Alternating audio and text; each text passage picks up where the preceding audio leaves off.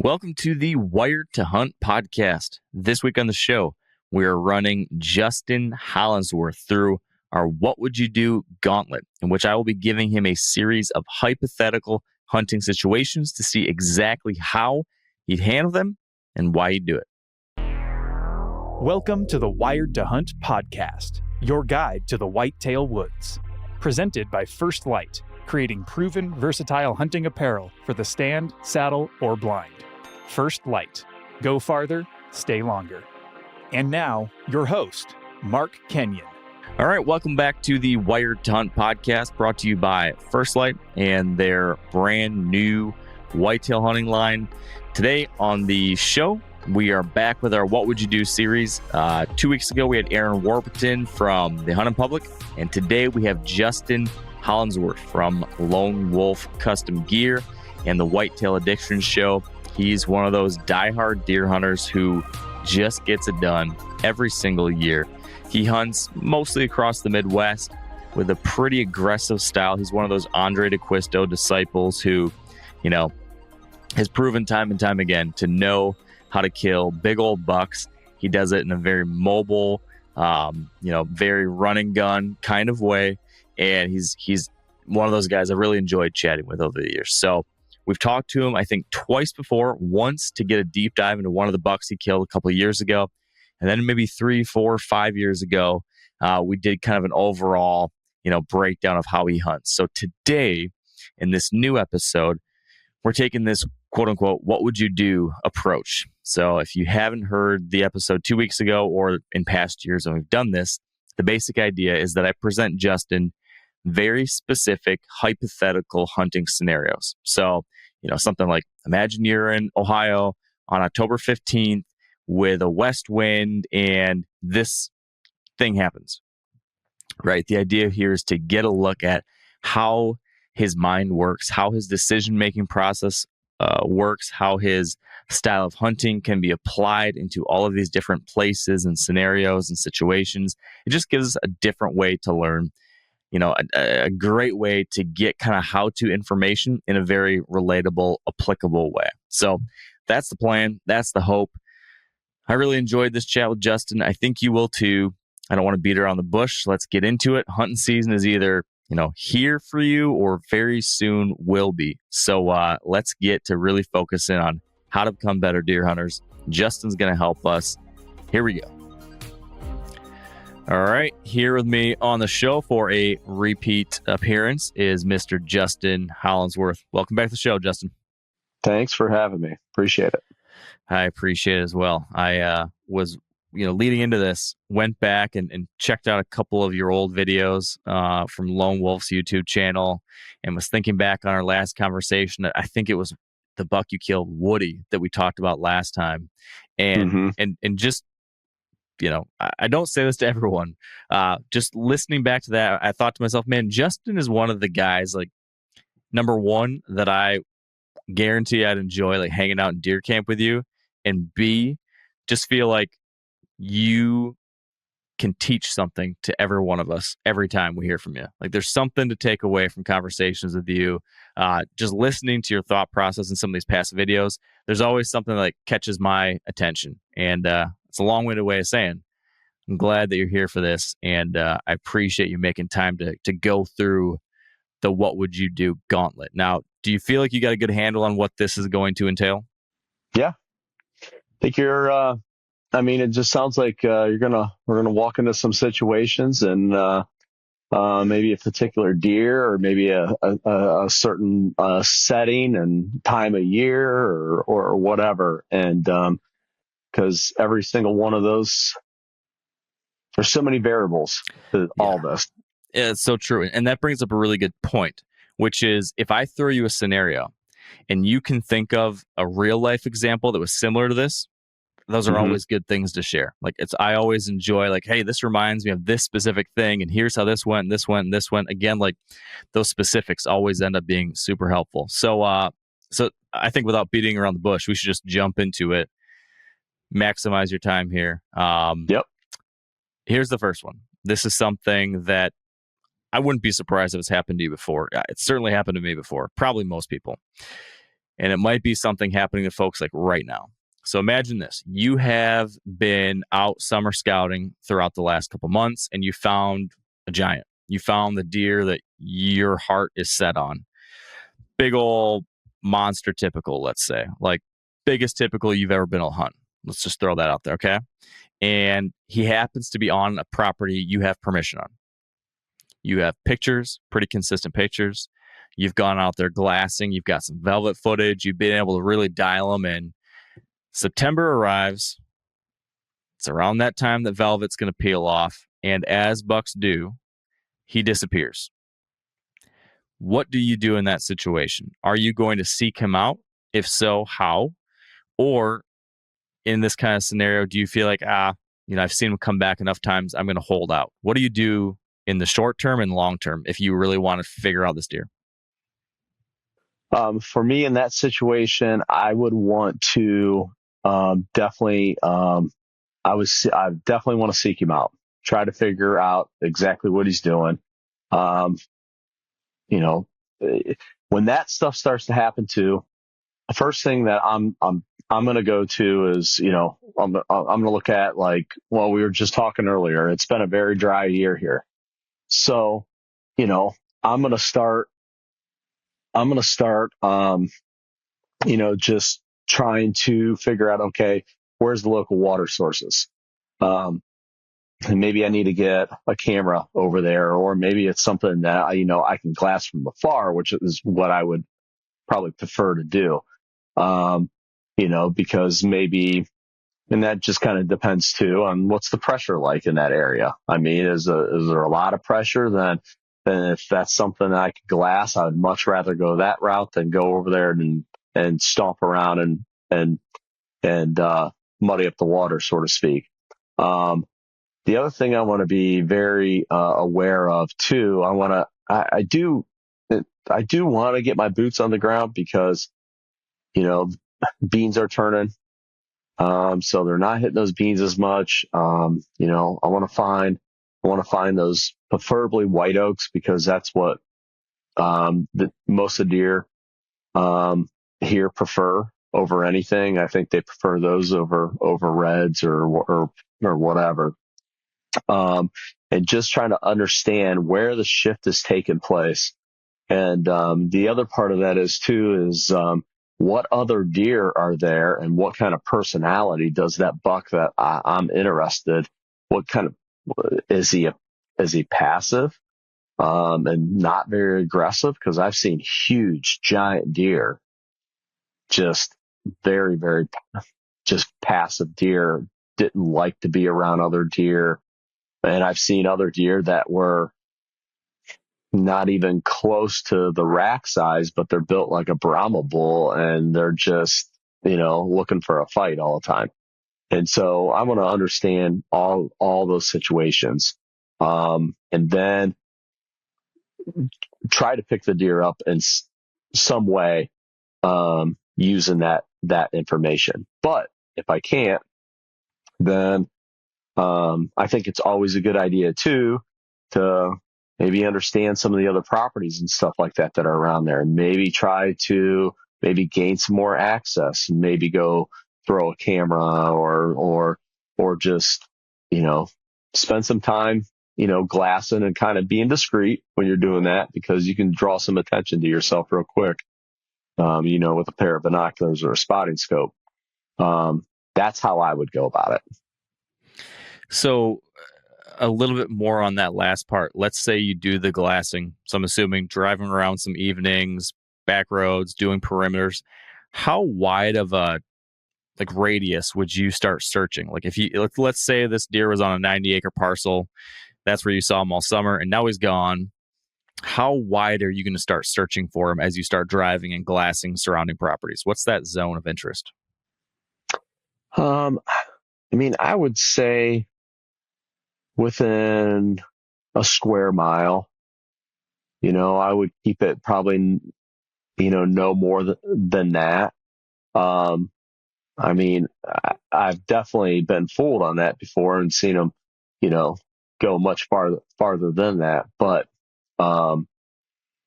Yeah, it's so key to have history with a deer too.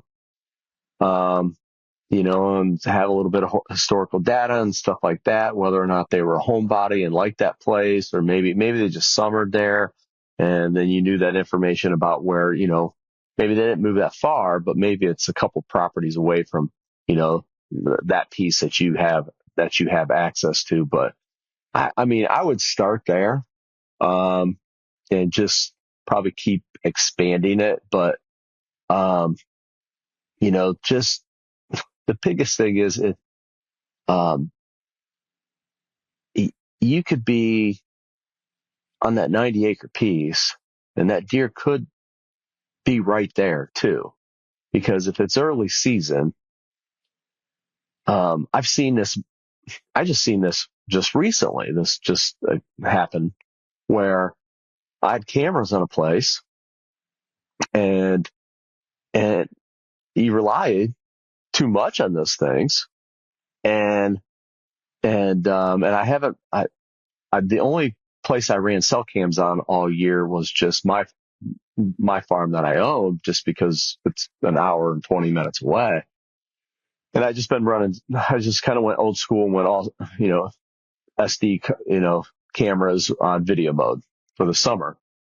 And cause I kind of like pulling cards again and just being surprised and not like sitting there looking at my phone all the time, waiting for those. I don't know. It does take something away from things at times. And so, um, I seen this, and I would go in and check these cameras, and I'm like, there's really not that, there's nothing really great on this farm this year. And then I go and take a little drive, and I'm glassing, and I see one deer out on a little island in a fence row in the middle of nowhere. And, I take my vortex spotting scope, and I, put it on the window, and, there's a, a giant buck that, I got cameras all over the place. I never had one picture of him. And he's right there. And, and I think sometimes that's a process too of, elimination is sometimes putting no cameras out is an area that you can glass. It all depends on the terrain. But if it's an area that you can glass and you can hit bean fields and do all that kind of stuff, sometimes just setting back and then seeing the animal and then moving a camera in there is the best route than, just to, place all these cameras out, because I've seen that, quite a few times before where I just had cameras in the wrong spot because they just don't move a lot, early season. Yeah. That's a really good point. You mentioned something a second ago about personalities of bucks, which perfectly segues into a new scenario that I want to run by you. One that I relatively recently have started like finding myself in this situation. I've been lucky. A couple spots that I've hunted over the years have slowly been getting better, and now I'm privileged enough, I guess, to find myself in this scenario that 10 years ago I would have been like, oh, lucky you. But here we are. So imagine this one. Imagine, let's say it's on the farm you own. Is it like 120, something like that? No, I only have 75 acres. Even better. Okay, 75 acres. Mm-hmm. So imagine this scenario. You're on your farm, and you've got super high potential buck that you've identified, but he's 3.5. He's young, but he's got world-class potential. Everything you could possibly want in a young buck. He's the one. He could be the one if you give him a few more years. So I'm curious, and actually, let's not do this on your farm you own. Let's say this is a permission farm. Sorry. Because to make it make sense, I think it should be a permission farm. So permission farm, super high potential deer. And you're trying to figure out what to do in this scenario because there is another buck. There's one other big deer on this farm, and he's one of those Brahma bull monster, like 60-year-old, heavy, 140-inch bully 8-pointers. I'm sure you've seen one of these deer over your years who just is never going to be big antlered, but he's a horse and he's aggressive. And you've seen him in the past, maybe you hunted there last year and you've seen him run off of other deer.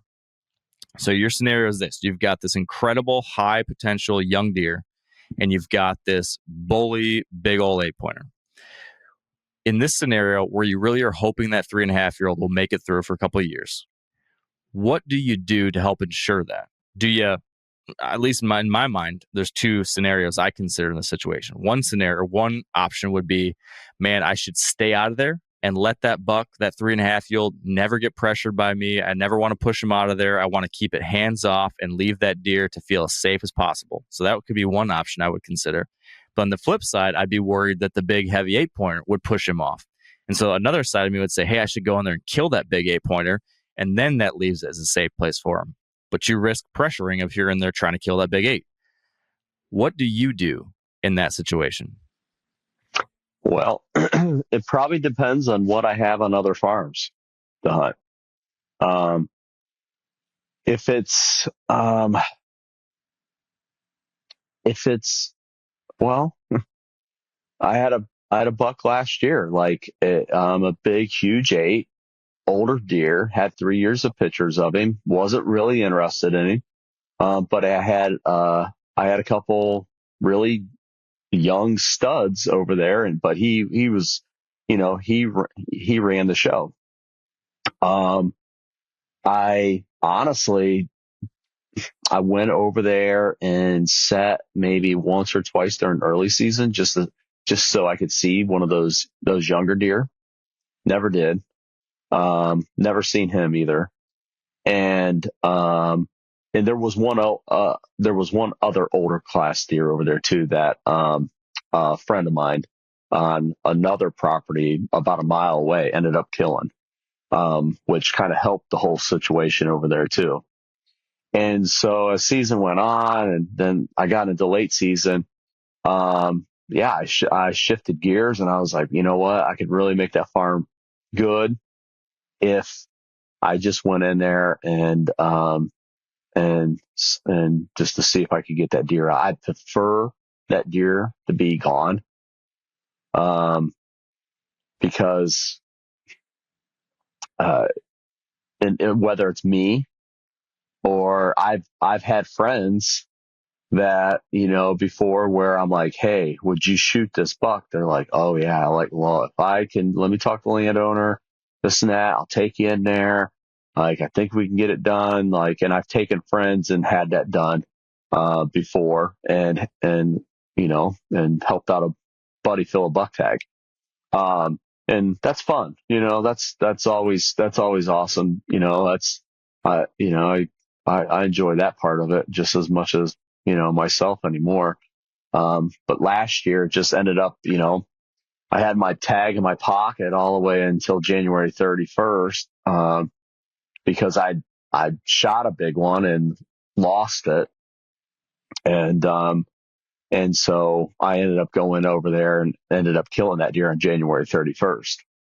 We only had like 5 days of season left, and I ended up shooting that deer. I mean, I would probably try to get that deer out of there and not risk, those other deer, just getting their asses kicked throughout the year and just completely relocating somewhere, and then they just don't come back, because I've seen that happen. But I've also had this happen too. I've also had this years ago, probably 12 years ago, I had this deer, and he looked like a mature deer to me. I didn't have any past history with him. And man, he was in there just beating the crap out of everything. Every time I would go in there to set, that thing was all over. I mean, I could shot that deer 2 or 3 different times, and he was all over me. I'd bring a buddy of mine in there, and I'd tell him, oh yeah, we'll for sure see him. I brought my buddy in there 2 or 3 times. We never laid eyes on him. But if I was in there, I'd see this thing every time. Well, that deer never got shot. And the next year, he went from like 135 inch bully buck was what I thought he was. And, he blew up into a deer that was just shy of 170. the next year and I killed him. So, and that's the tough thing too. You just don't know sometimes these deer. I mean, we all think we know what they're going to do from one year to the next. And I've had deer that I'm like, that deer's going to be a giant, and just never did. I've had other deer, I'm like, oh my God, that thing needs to go. And then just blows up.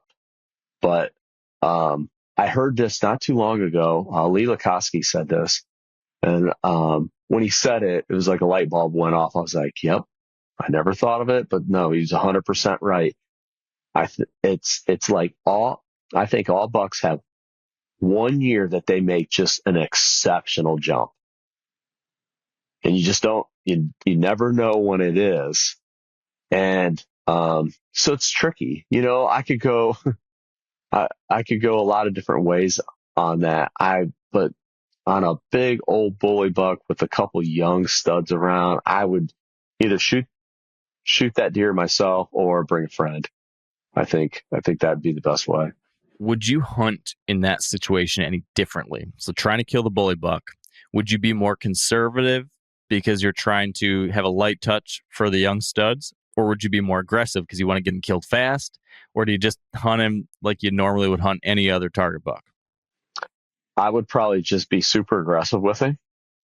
Try to get him either killed really quick or completely blow him out. I would try to do one of those two things because the younger deer just put up with more. There's just way more tolerable of things. And I mean, my gosh, I had a buck last year on a farm that I was hunting that, was the deer that I was hunting most of the season. And he was a 3-year-old. And I think I saw him every single time I set that farm. I mean, it was like every set, here he came. And he cracked me a bunch of different times and, never seemed to bother him. He's still there. Have you ever found, like, do you believe that a buck has a long-term memory? Do you think that 3.5-year-old, when he's 4 or 5, he'll remember, oh man, I got this guy here a time or two, and like, will that linger? Because I've wondered about this myself. If the mistakes you make with a 2-year-old or a 3-year-old will bite me in the butt 2 years later when I really want to get him at 5. Do you think it lasts, or do you think at that point, like, he's not had a negative, there's been no negative consequence from being around you, from seeing you or smelling you over the last couple of years? So by the time he gets to 5 and he's still alive, does he just think, well, actually, I'm not worried about this dude to some degree? I think you can almost condition them. I think that, I think sometimes when people just like, oh, let's just completely stay out of there and never go in there and then they never have any interaction at all, right? With anyone. And then all of a sudden season comes around and you've tried to basically, this is the sanctuary and I'm never going to go in there. I'm never going to do this. And, this deer is never going to have any interaction with me. I think that's a very, foolish way of thinking about it. I think, as they grow up over the years and the interactions that they have with humans, as long as they're not bad interactions, I think it kind of conditions them. And bucks get older. They just, they get more sketchy anyways. I mean, I think it's more cagey because it's just how they're made up. But I think that, the more interaction, well, look at an urban buck, for example. There's a prime example. Like, I've hunted urban areas and there's there's a big difference in those deer for sure, because all the interactions that they have with people all the time. I mean, as long as they're not, you know, getting jumped and you're coming into their wheelhouse, just I mean, they're pretty tolerable of a lot more, I think, than say a deer that's in a pretty heavily pressured area that has gone through some, gun seasons and stuff like that, or maybe you got like a situation, like a lot, what you guys deal with in Michigan a lot. I mean, huge amount of licensed hunters, and everybody's hunting every 5, 10, 20 acre piece around, and they're having a lot of arrows slung at them and maybe even getting, injured, here and there. But those urban bucks, you can definitely get away with a lot more. So, I think the more interaction that they have, as long as it's not negative, I think it's in your favor to kill them later. Yeah. Yeah, I think there definitely seems to be some truth to that. I've even seen a little bit of that myself in places where there is pressure. It does seem like they can figure out what is normal in their area and what's not normal. And if you can make yourself normal most of the time, you can get away with a little more, at least a little bit more than I previously thought was possible. Well, but you got to be careful. My farm is a prime example. So the places that I hunt around my house, well, I'm in there more. I'm always in there, a lot more doing things. And I told this to a buddy, because my farm, there was a couple bucks out there last year that I wasn't interested in, because I was just interested in this big, typical last year, and he was closer to my house. So I let a good friend of mine, I'm like, hey, there's a couple good bucks over there. I'm like, I'd like to see somebody shoot a nice buck off my farm, I'm like, go for it, man, and the first thing that he told me, he said, hey, your farm's touchy. And I said, really? He said, oh yeah. He's like, I can tell already from, of my first 2 sets versus my third and fourth. Like, they're on to me quickly. And the first thing that I thought of was like, because I don't go out there that much. So they have this whole place to themselves, and they're not used to running into people ever. And I purposely made it a point this year to spend more time going out there. And just so they're not having, like, they're having interactions with me. They're seeing me, smelling me, stuff like that. But nothing's happening. And I'm hoping it's kind of an experiment too. I'm just kind of seeing if this is going to like change that going into this year. Because he said, he's like, hey, he's like super touchy. He's like, I'm a back off farm because they're that on to me. And then he would start back up again and hunt. And he's like, yep, everything's back to normal. And he would have 2-3 sets. And then he's like, yep, he's like, my last 2 sets, I got skunked. I haven't seen anything. He's like, I'm going to lay back off of it again. So you're going to have to let us know. We're going to have to check back in with you after the season, see if the slightly higher impact conditioning strategy works. Yeah. Well, it's really and it's kind of worked well too, because we have a job site out that way this year. And so, him and I worked, he's a project manager for me. And I told him, I was like, hey, whenever you go out to that job, I'm like, stop by the farm. I'm like, just, check a couple cameras, move the camera. I was like, and then even when I'm out there, or if I'm out there doing work or whatever, like that way we're there more, and to see if we can make a little bit of a difference this year. Interesting. All right. How about this one? You are after specific buck again. It's October. And this deer you've gotten to know over a couple of years, but he is notoriously hard to pattern. the extent of what you can really figure out is that he has one main bedding area / zone. Like we're going to say there's maybe 5 to 10 acres, really, really good area of cover. There's, some concentrations within that, but there's like a tight core here that, man, more often than not, he's bedded somewhere in that zone. There are crop fields to the north, west, and south of it. Big timber to the east. There are oaks to the east and west. Then there's a couple of scattered, like I mentioned, crop fields, some openings, some diverse terrain, mixture of crops and timber. This deer, like I said, you can figure out like he's in that 5 to 10 acres a lot of the time.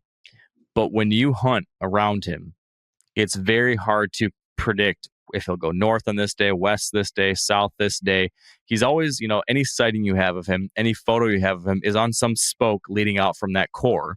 But there does not seem to be any kind of pattern to, like, on a westerly wind, he could go anywhere. On a north wind, he could go anywhere. There's no rhyme or reason.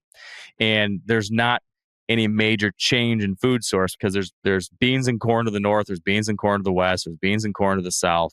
So it's hard to put a real idea of like why he should go on any direction on any given night. In that situation, when you're trying to pick how you're going to hunt this deer down in that scenario, how would you do it?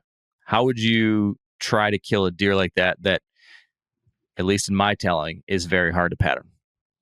So let me ask you this. In this situation, do I know, is this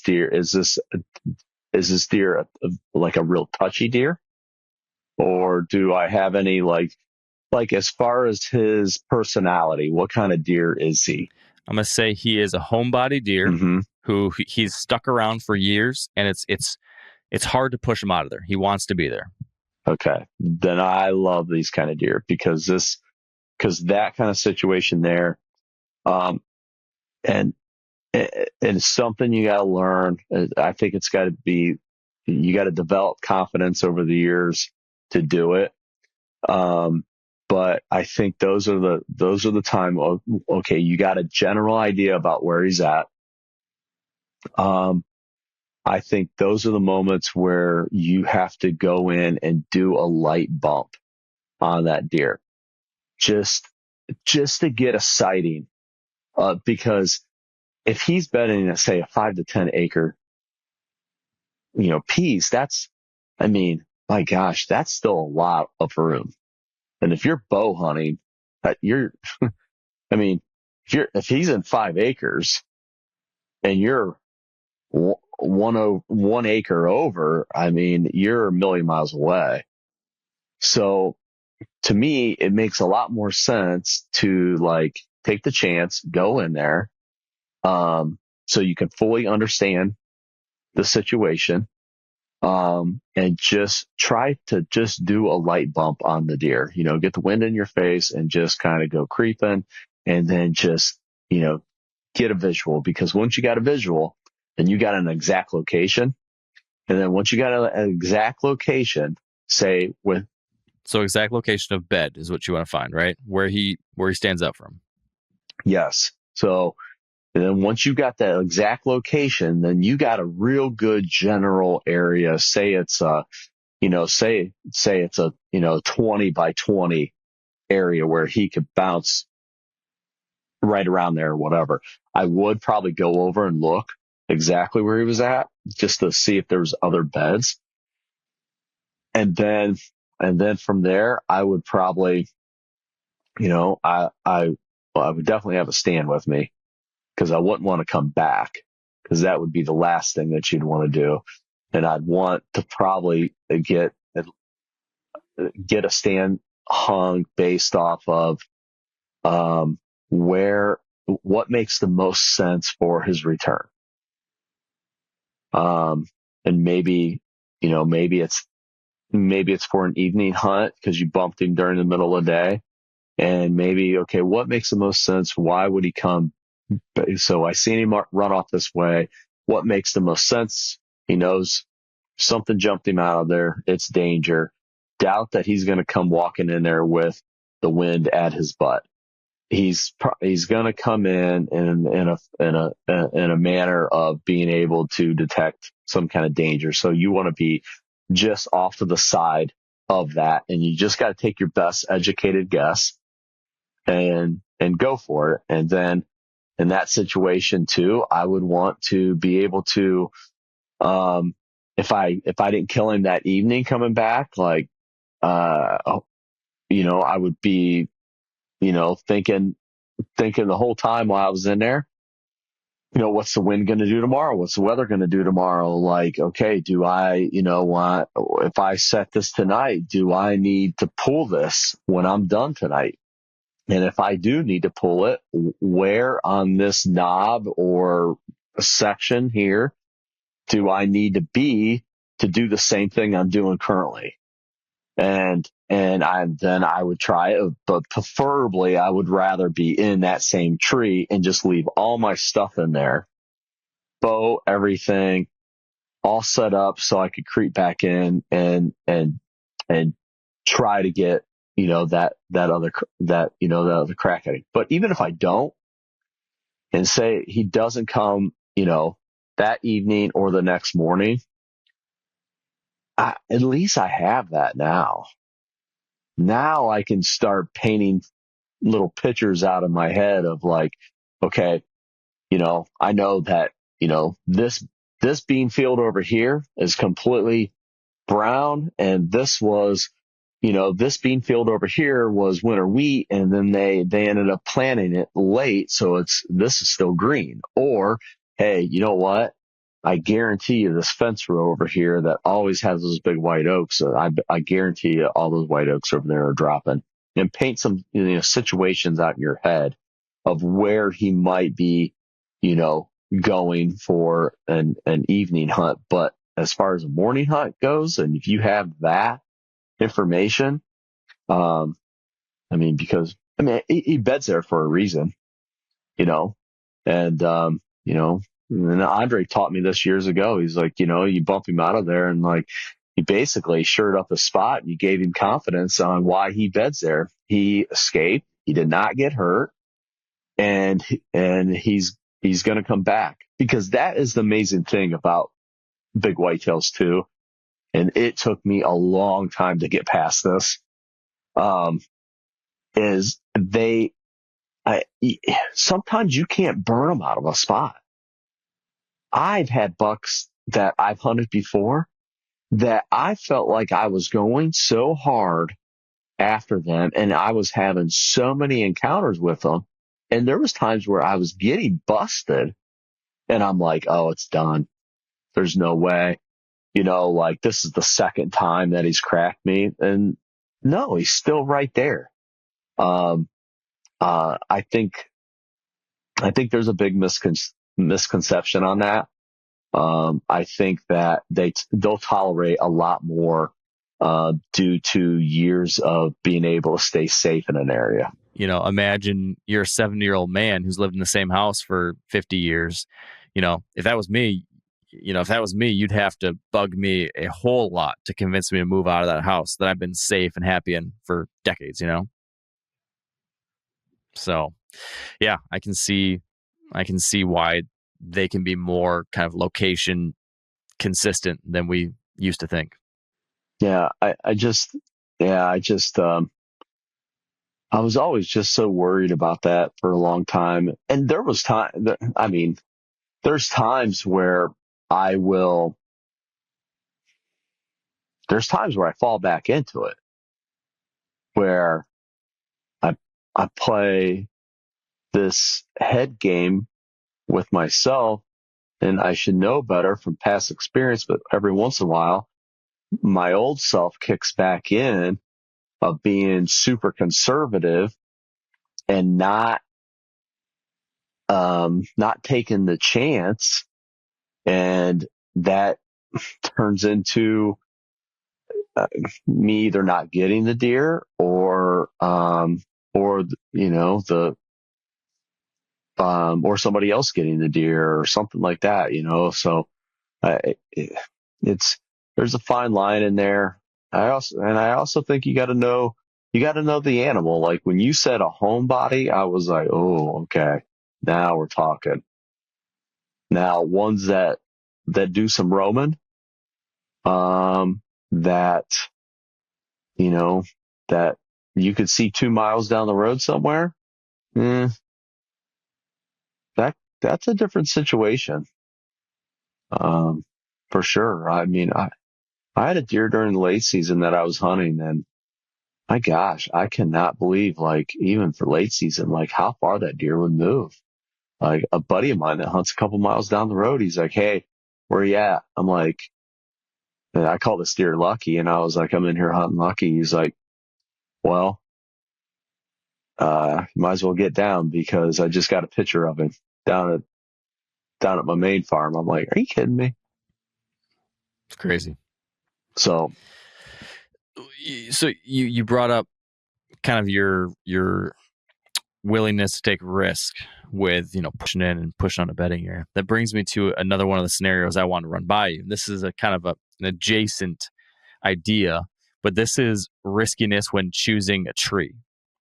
So imagine this. Imagine you are slipping in for a hanging hunt, and you are going to be alongside the edge of a doe bedding area. Tight to a doe bedding area is your game plan as you slip in there. It's the rut, and you find this terrific looking bedding area, and there are 2 trails paralleling the downwind side. So I'm going to assume, tell me if this sounds stupid to you and you wouldn't even do this scenario, then you can feel free to rewrite this how you want. But let's say you want to be downwind of this doe bedding area, as many of us like to be during the rut. And there's 2 trails paralleling that downwind side. One trail is right on the edge of the thick. It's like right on that edge. And there's 2 scrapes along it, right near where there's an intersection of trails. One of these trails is punching right into the bedding. Then there is a second trail that is about 15, 20 yards farther back. Okay. You've got 2 trees that seem viable as options for you to be able to get your stand up in. One of these trees is 29 yards from that first trail. So it's downwind of that first trail. Great shot to that scrape into the intersection of trails. But that second pretty well used parallel trail is going to be downwind of you. Okay. Or the second tree is downwind of both trails. So you have none of this expected movement behind you, but it is 46 yards from the edge of the thick. So you're going to be 46 yards away from the edge, but both trails upwind of you. Or 29 yards from the edge, but one main trail is downwind. Which of those options would you take and why? Probably the first thing that I would want to do is, obviously I want to go and look at those trails. I want to look at the tracks in those trails. And just because there's a couple scrapes over there doesn't mean, that's going to be the particular trail that I'm going to try to cut some big tracks on one of those 2 trails. And then I'm just going to, play the game of, process of elimination and based off of the tracks. If I'm seeing big tracks on both of them, some of it's going to come down to gut feeling, and just trying to make a more of a gut feeling call on the spot. I had a situation very similar to this just a few years ago on a big deer that I was hunting. I watched him take a doe, into a bedding area that I actually picked up a shed from him. I watched him push her right into that area. I pulled my set, went over there, read the sign. This situation to a T, 2 trails. One trail's pounded, and it's got his tracks on it. And it's also got 2 big rubs leading right back to where I found one of his sheds. And there is like a perfect, pin oak right there with all kinds of branches and the whole nine. And it favored, I'm a left-handed shooter. So it favored, that trail was to my right side on that tree. The other tree, or the other trail, was more downwind to a point where they could come down the trail so far, and then they wouldn't get my wind until they actually entered the field, because I was tucked in the woods a little ways, but tight, like right up against this bedding area. And there was more of a faint trail, but there were some of his tracks on it, but there wasn't the big sign and stuff like that. So, I kind of, I went off of my gut feeling, and obviously from the looks of things, I'm like, I got to set up on this main trail. Where the other trail was going to be, I ranged it, and it was 44 yards.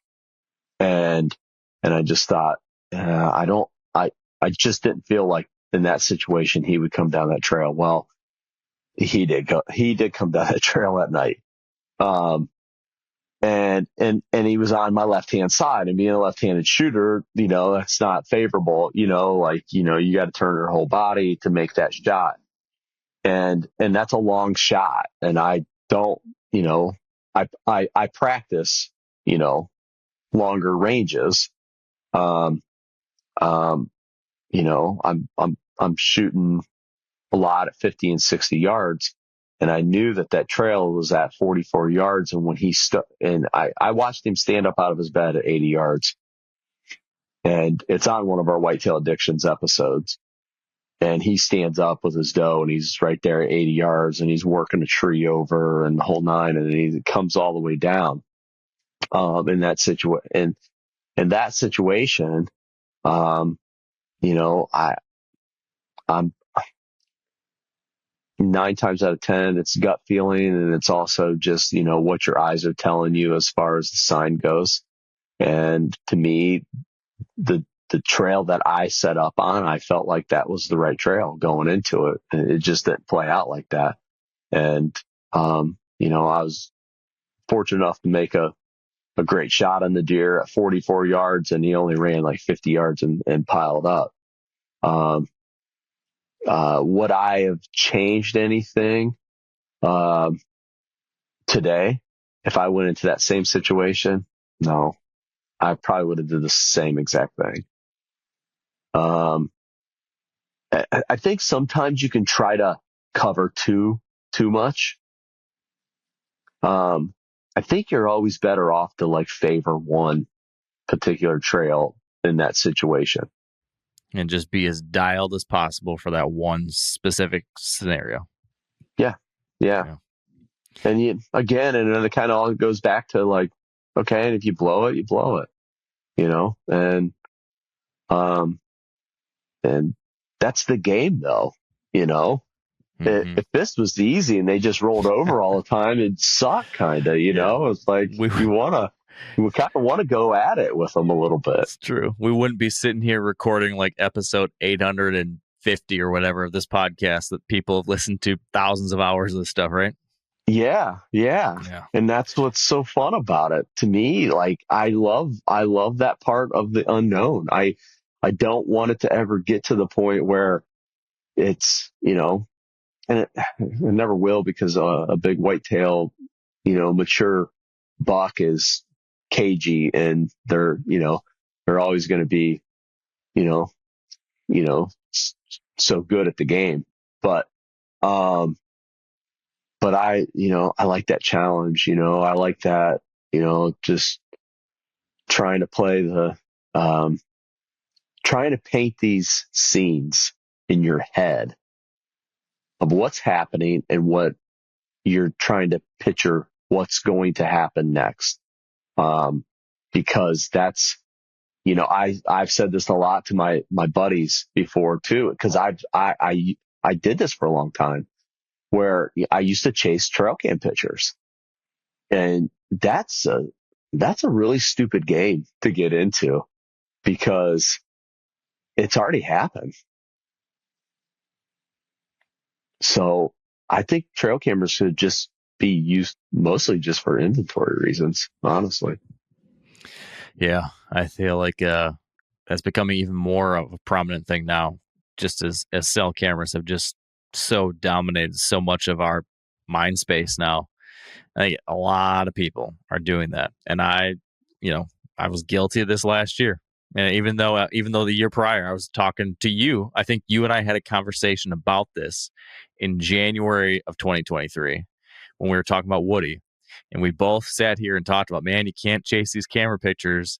And then in fall of 2023, I'm again tempted into it, like, oh man, he was just there yesterday. Same wind might happen, and then I'm there and he's over there, and yeah, it just continues. So yeah, it's tough not to be suckered by that piece of intel. Yeah, it is. It is. I think it's, but I do love cameras. I love the pitch, getting the pictures and I love, I love keeping track of certain bucks and all that kind of stuff. I think that's probably just as big of a hobby as hunting and all that kind of stuff. I enjoy that part of it a lot. That is fun. So let me give you one more tree question, one more kind of slight tweak on that scenario we just did. So imagine instead of there being two trails, yeah, one of them's gone. So now you just have that one trail that's right along that edge. Just one major travel route along that edge. Again, you have two trees. The difference now is that one of these trees is nice, easy distance, 20 yards away from that spot, but very minimal cover. It's like a beanpole tree with like one branch coming off at like 20 feet. That's really it. Okay. So easy shot, minimal cover. You've got another tree, but this one's at 44 yards, let's say. So it's a poke, or more of a poke at least than the other shot, but this is an oak tree, lots of branches, beautiful cover.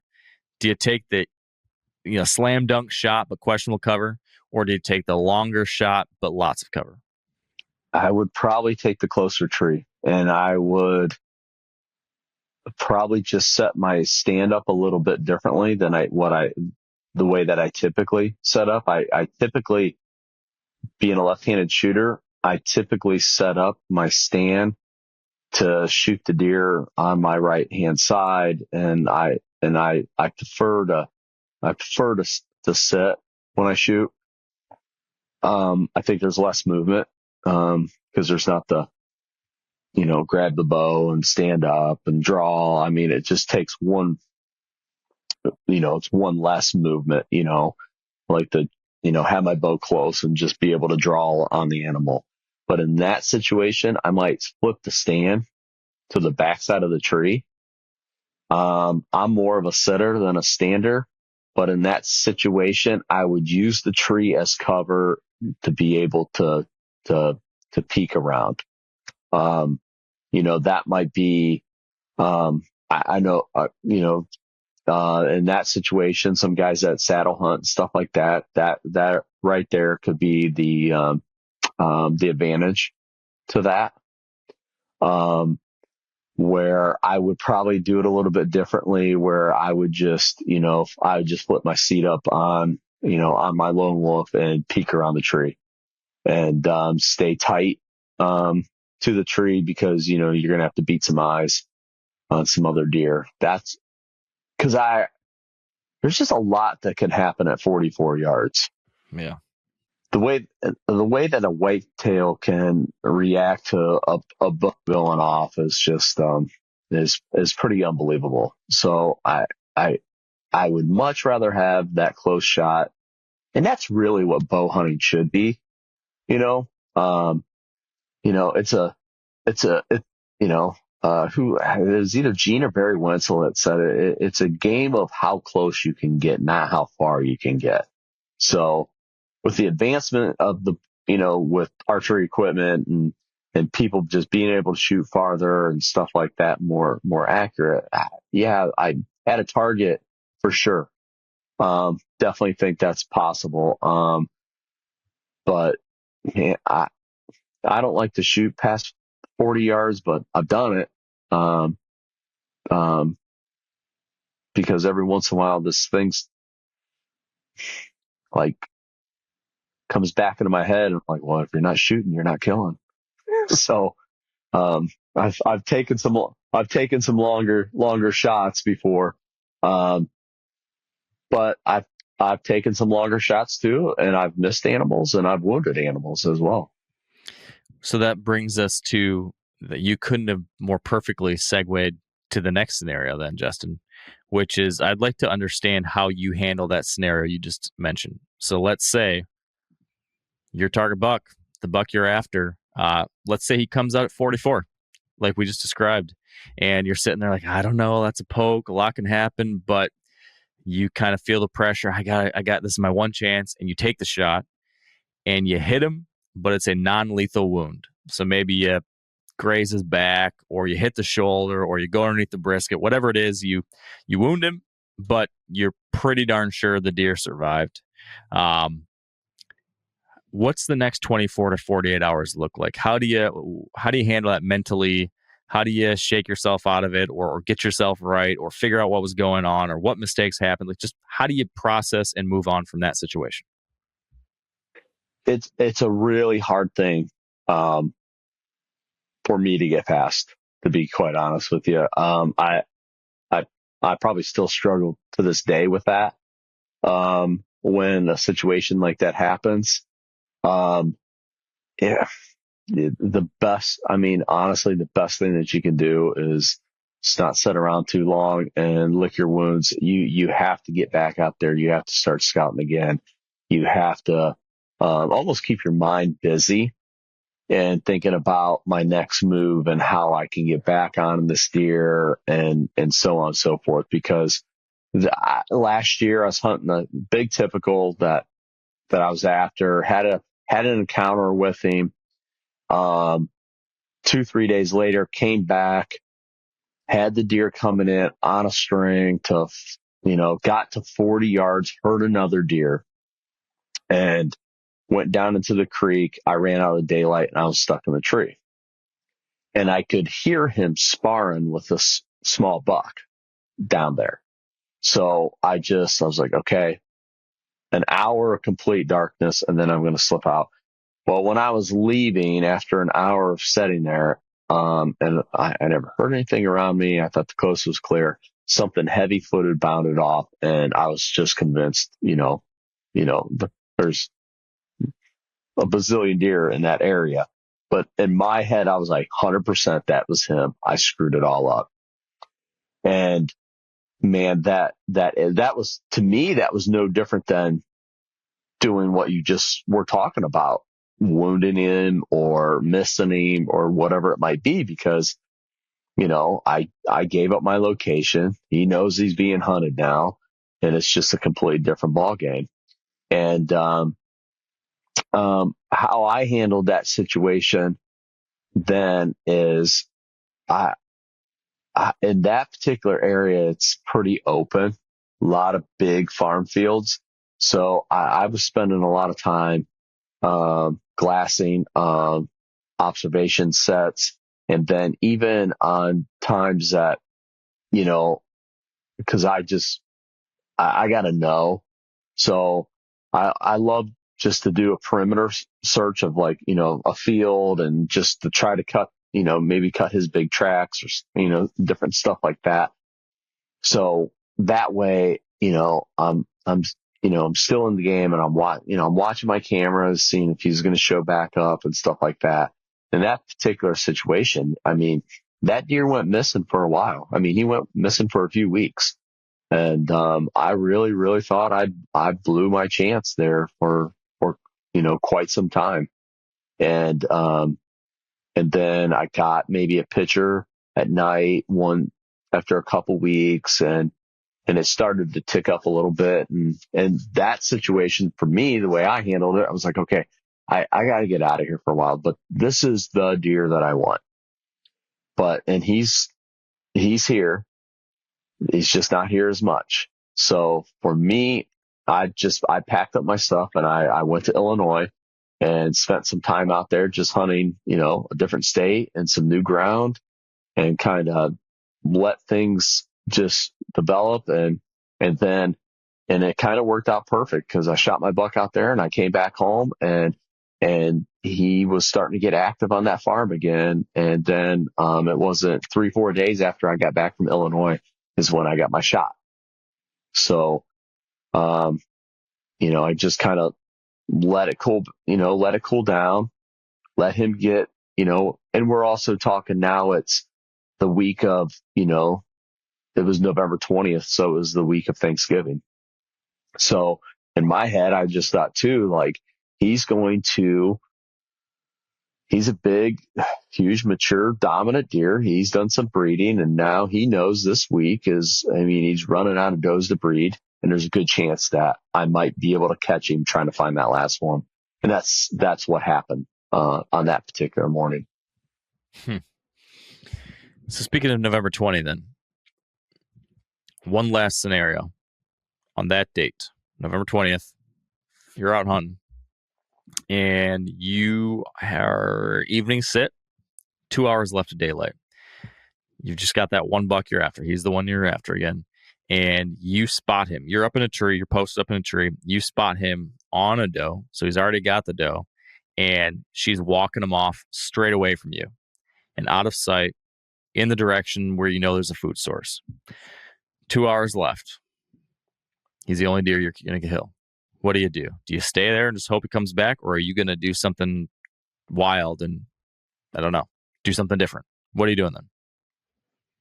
I think it just depends on the terrain in that particular setup. I mean, if it's something where I wouldn't have done this prior to killing Woody a few years ago when I did that stalk on him and killed him in that fence row. Now, after doing that and just trying something out of the box and gaining some confidence with it, if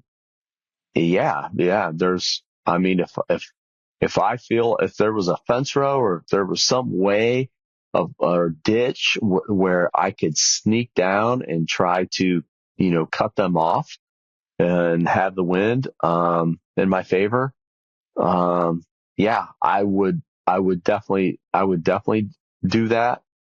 But, also seeing that would probably be a really good opportunity too, to get down, tear my stand down, slide down, try to cut that track wherever they came out, and then to be able to get maybe get situated back in that same general area, because maybe that's where that particular doe likes to be. And then hunt it that next morning, you're saying? Yeah, then hunt it the next morning. Let them go off, do their thing, and then you got the run of the place, and you can go in there and kind of get based off of cutting that track and seeing if they, come back in there, because a lot of does, a lot of times they like their little, they got their little spots just like a buck does. And, I mean, I've heard of guys doing this too before. Now I don't, because I don't know if I would be able to determine, a particular doe over another doe unless it had like a double throat patch or a bobtail or, something that identified it. But I know of some guys that wait for particular does. They know about roughly a time frame of when particular does are going to come into heat, and they just go in and hunt that doe or those does in that area, knowing that a big deer is going to come in that area. I've never done it, but I've heard of other people doing it. But pretty interesting idea. Mm-hmm. All right, Justin. You've made it through the worst of it. I've got just a handful of rapid fire questions for you, okay? So this is going to be one word answer, real quick, first thing that comes to your mind, okay? Yep. Does the moon matter to deer movement? Yes or no? Yes. Yes. Would you take a 50-yard shot at a whitetail with your bow? Yes or no? If he's in a wide open field, maybe. Okay. If you could only have one of these tools for the rest of your hunts, which would it be? Rattling antlers or grunt tube? Grunt tube. Expandable or fixed blade broadheads? I'm an expandable guy. Should you stop a buck with some kind of sound before shooting if he's moving? Yes or no? Yes. Okay. Last question. This one is not a one-word answer. You can expand on this one. Imagine that I rule the world and I have control over your hunting privileges for the rest of your life. And I am going to take away your hunting privileges and your hunting license ability for the rest of your life if you don't kill a 5-year-old buck this year. All right. So you got to kill a 5-year-old this year. Otherwise, no more hunting for the rest of your days. The kind of kicker here, though, is that you only have one day to get it done.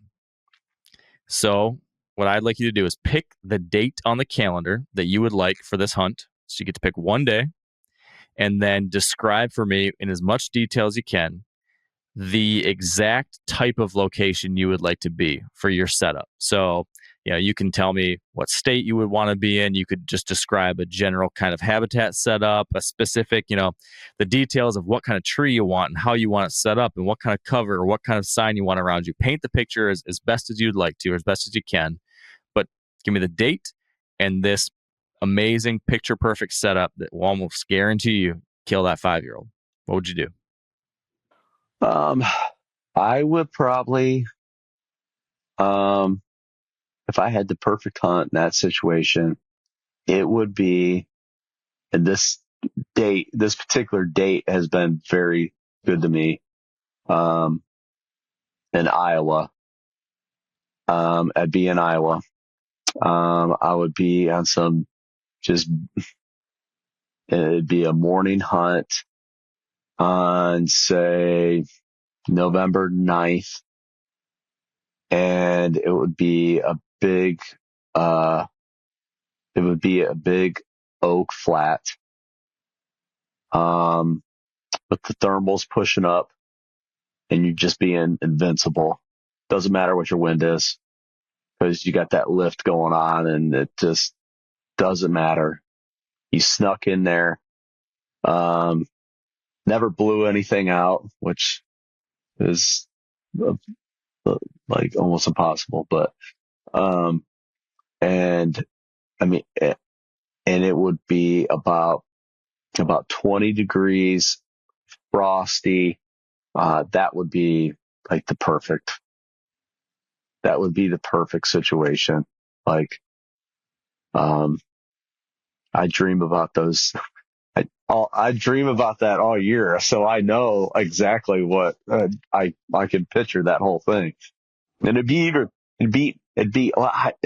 that date thing is tough because the 9th has been good to me. The 12th has been good to me. And so but I tell you what, the week of Thanksgiving has been that week. I've seen the biggest deer of my life during that week. And you don't see a lot of deer, but dang, you see some good ones. And you think that's just those old boys know that the last bell of the ball is out there somewhere and he's got to get her real quick before the opportunity's gone? Yeah. Yeah. Yeah. They are still like, you don't see all the crazy, chaotic 1 and 2, 3, 1 to 3 year olds. And when you do, like, they're pretty beat down but man, that particular week, you just see some slammers and they're on their A game. They are on their A game and they are on the prowl and and just the way that they look at that point too in the year. Yeah, been through the ringer, maybe got some battle scars on them. Their necks are just swelled up like bodybuilders. I mean, Yeah, I dream about that stuff. It's good stuff, man. I believe you would get it done. I think you'd get your 5-year-old, you'd be able to keep on hunting. So I like the setup. Justin, what if there's anything you want to pitch out to folks to check out from Lone Wolf or Whitetail Addictions, your videos, anything particular you want to send folks to go check out? Yeah, so this year is the Lone Wolf's 40th anniversary. So started in '84. So they we've been in business for 40 years. Obviously, I haven't been part of it for 40 years. I've been probably part of it for half of that.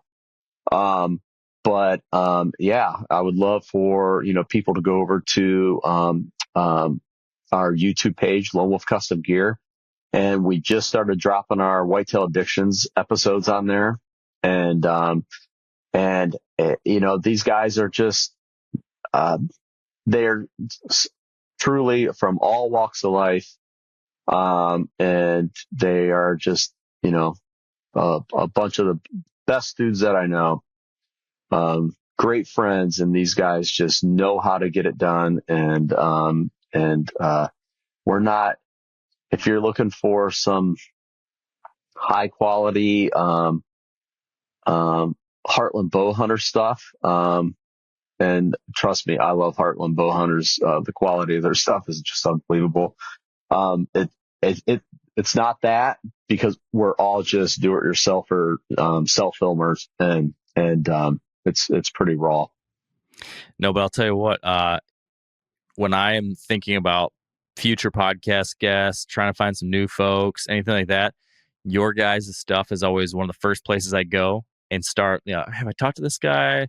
Have I talked to this guy? I've reached out to you in the past. Like, who on your team do I need to talk to about this kind of thing? Because you guys just have legit quality deer hunters. Like, I just know if there's someone that's hunting with you guys, they're doing it well. So I always enjoy watching, following along, and learning. So keep it up. Yeah, we have a really awesome group of guys. It's cool. We're all getting together this weekend for we have our annual Whitetail Addictions get together this Friday, and then on Saturday, this is all at Andre's farm, and then we have the mobile road show that Cody puts on. And it's an awesome time. You need to come out. It's a blast. It really is. Yeah, I've been seeing it all on social media, and it looks pretty great. So one of these days, I'm going to swing over there and make it happen. Yep, you're always invited. Much appreciated, Justin. Well, thank you for this too. Good luck this season, and hopefully we'll be talking again soon about your latest big old Ohio buck or Illinois or whatever it is. Yep. Well, I look forward to seeing what you put down this year too. Fingers crossed. All right, and that's going to do it. Really appreciate Justin joining us. I appreciate you being here and listening. If your season has begun, I hope you are off to a great start. If it's coming up here pretty soon, keep on shooting your bow or your gun. Keep on checking out those final last-minute to-do items and get ready for a really fun season. Let's keep it fun. Let's be safe. Let's work hard. Let's fill the freezer, and let's enjoy this whole deer hunting thing as much as we possibly can. So with that said, thank you, and stay wired to hunt.